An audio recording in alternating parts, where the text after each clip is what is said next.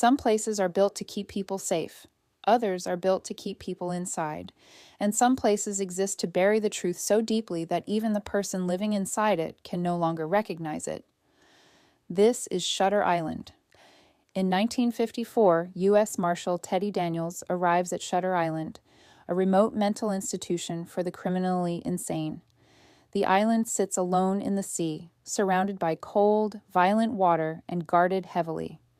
Once someone steps onto it, leaving requires permission, cooperation, and trust. From the moment Teddy arrives, he senses that none of those things will come easily.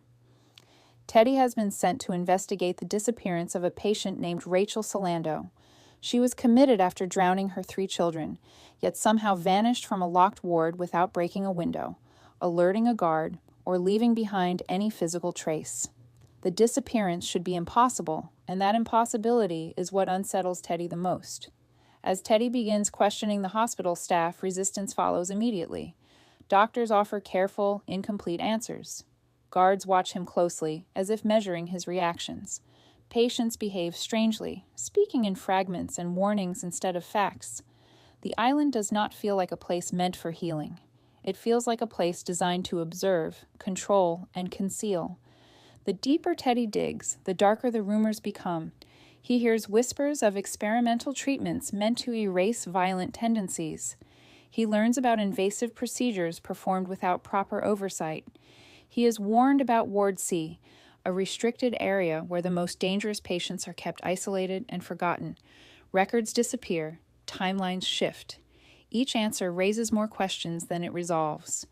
At the same time, Teddy is fighting his own memories. He is haunted by his experiences during World War II, especially the liberation of a concentration camp where the horrors he witnessed left wounds that never healed. These memories surface without warning, bleeding into his present and distorting his sense of reality. Sleep offers no escape, and neither does distraction. Teddy is also consumed by the death of his wife, who died in a fire set by a man Teddy believes is still alive. This belief becomes his anchor.